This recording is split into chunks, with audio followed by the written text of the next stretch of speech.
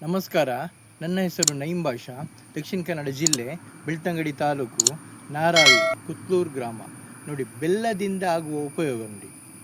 ಬೆಲ್ಲ ನಾವು ಹಳೆ ಕಾಲದಲ್ಲಿ ನೋಡಿ, ಮೊದಲೆಲ್ಲ ಬಂದರೆ ಫಸ್ಟ್ ಬೆಲ್ಲ ಕೊಟ್ಟು ನೀರು ಕೊಡ್ತಿದ್ದೆವು. ಫಸ್ಟ್ ಬೆಲ್ಲ ಕೊಡ್ತೇವೆ, ಅಂದರೆ ನೀರು. ಈಗ ಅದು ಸಂಪ್ರದಾಯನೇ ಇಲ್ಲ. ಈಗ ಯಾರಿಗೆ ಏನು ಕೊಡು ನೋಡಿ, ಬೆಲ್ಲ ಆಯುರ್ವೇದ ಶಾಸ್ತ್ರದಲ್ಲಿ ಮಹಾ ಔಷಧಿ. ಇದು ವಾತ, ಪಿತ್ತ, ಕಫ 3 ದೋಷಗಳನ್ನು ಸಮಪಾಲಾಗಿ ಇಡುತ್ತದೆ. ಇದು ಅದ್ಭುತ ದ್ರವ್ಯ ಗುಣವನ್ನು ಹೊಂದಿದೆ. ಆಯುರ್ವೇದ ಶಾಸ್ತ್ರಜ್ಞರು ತಿಳಿಸಿದ್ದಾರೆ. ಬೆಲ್ಲ ಪಾಚನ ಶಕ್ತಿಯನ್ನು ಹೆಚ್ಚಿಸುತ್ತದೆ, ಬಲವನ್ನು ಹೆಚ್ಚುತ್ತದೆ, ಶರೀರದ ಶುದ್ಧೀಕರಣ ಮಾಡುತ್ತದೆ.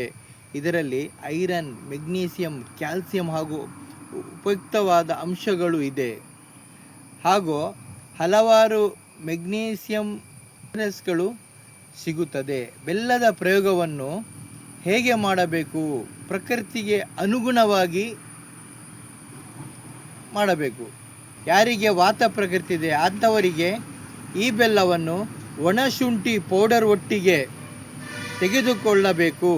ಪಿತ್ತ ಪ್ರಕೃತಿ ಇರುವರು ಬೆಲ್ಲವನ್ನು ಅರಳೆಕಾಯಿ ಅಂತ ಸಿಗತ್ತೆ, ಅದರಲ್ಲಿ ತೆಗೆದುಕೊಳ್ಳಬೇಕು. ಎರಡೂ ಉಷ್ಣ ಇರ್ತದೆ. ಅರಳೆಕಾಯಿ ಮತ್ತು ಬೆಲ್ಲ ಎರಡೂ ಉಷ್ಣ ಇರುತ್ತದೆ, ಮಧುರ ರಸವನ್ನು ಹೊಂದಿರುತ್ತದೆ, ಪಿತ್ತ ಶಮನ ಮಾಡುತ್ತದೆ. 1 ಚಮಚ ಬೆಲ್ಲ, 2 ಚುಟುಕಿ ಅಲೆಲೆ ಹುಡಿಯನ್ನು ಹಾಕಿ ಸೇವಿಸಿದರೆ ಪಿತ್ತ ಶಮನವಾಗುತ್ತದೆ.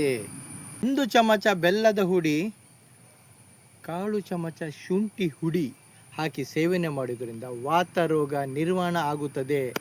ಬೆಲ್ಲ ಪುಡಿ ಜೊತೆಗೆ ಹಸಿ ಶುಂಠಿ ರಸವನ್ನು ಸೇವಿಸಿ ಮಾಡುವುದರಿಂದ ಕಫ ಪ್ರಕೃತಿ ಇರುವವರು 1 ಚಮಚ ಬೆಲ್ಲದ ಪುಡಿಯನ್ನು, 1 ಚಮಚ ಹಸಿ ಶುಂಠಿಯನ್ನು ರಸವನ್ನು ಸೇವಿಸುವುದರಿಂದ ಕಫ ವಿಕಾರ ದೂರವಾಗುತ್ತದೆ.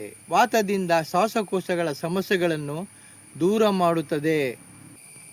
ನೀವು ಬೆಲ್ಲದ ಪ್ರಯೋಗವನ್ನು ರಕ್ತಹೀನತೆಗೆ ಪರಿಹಾರ ಕಂಡುಕೊಳ್ಳಬಹುದು. ಸುಸ್ತು, ನಿಶಕ್ತಿ, ಆಯಾಸ ಇರುವವರು 1 ಚಮಚ ಬೆಲ್ಲದ ಪುಡಿ, 1 ಚಮಚ ಅಶ್ವಗಂಧ ಬೆರೆಸಿ 1 ಗ್ಲಾಸ್ ಹಾಲಿನಲ್ಲಿ ಸೇವಿಸಿದರೆ ಸುಸ್ತು, ನಿಶಕ್ತಿ ಎಲ್ಲವೂ ವಾಸಿಯಾಗುತ್ತದೆ. ಒಂದೆಲೆ ಅಂದರೆ ತಿಮಾರೆ ಅಂತ ಹೇಳ್ತಾರೆ ನೋಡಿ, ನಮ್ಮ ತುಳುವಲ್ಲಿ ಅದಕ್ಕೆ ತಿಮಾರೆ ಹೇಳ್ತಾರೆ.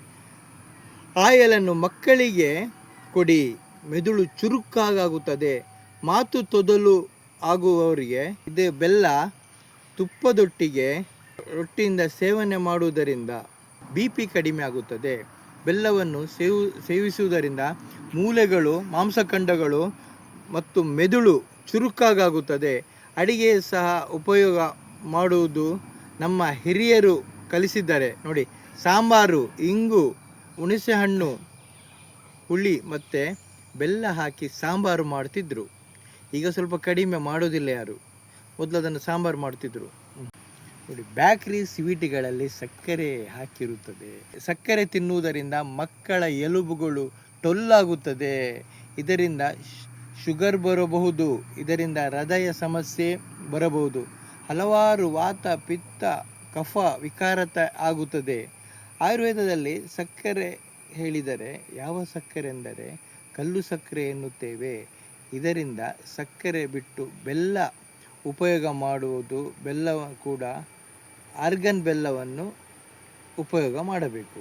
ಬೆಲ್ಲ ತಿನ್ನುವುದರಿಂದ ಇಮ್ಯುನಿಟಿ ಚೆನ್ನಾಗಾಗುತ್ತದೆ, ಬ್ಯಾಕ್ಟೀರಿಯಾಗಳಿಗೆ ಒಳ್ಳೆಯದು.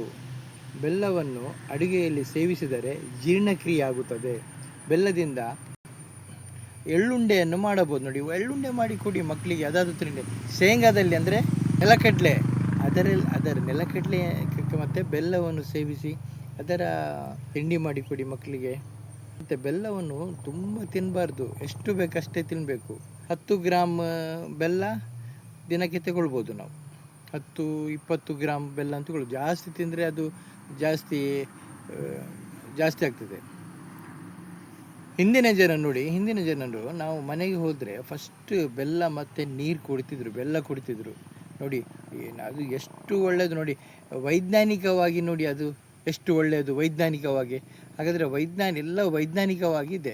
ನೋಡಿ, ನೀವು ಪಾಯಸ ತಿಂಡಿ ಏನು ಮಾಡಿದರೆ ಸಹ ಮನೆಯಲ್ಲಿ ದಯಮಾಡಿ ನೀವು ಇದು ಬೆಲ್ಲ ಹಾಕಿ ಮಾಡಿ. ಪಾಯಸ ಮೊದಲೆಲ್ಲ ನೋಡಿ, ಪಾಯಸ ಬೆಲ್ಲದ ಒಳ್ಳೆ ಪಾಯಸ ಮಾಡ್ತಿದ್ರು. ಈಗ ಪಾಯಸನೇ ಮಾಡೋದಿಲ್ಲ, ಸ್ವೀಟ್ ಬೇಕರಿಯಿಂದ ತಂದು ಸ್ವೀಟ್ ಕೊಡ್ತಾರೆ. ಇಲ್ಲದಿದ್ದರೆ ಸಕ್ಕರೆದು ಸೇಮಿಗೆ ಎಲ್ಲ ಹಾಕಿ ಸಕ್ಕರೆದು ಮಾಡ್ತಾರೆ. ದಯಮಾಡಿ ಮಾಡಬೇಡಿ, ಬೆಲ್ಲ ಯೂಸ್ ಮಾಡಿ, ತುಂಬಾ ಒಳ್ಳೆಯದು.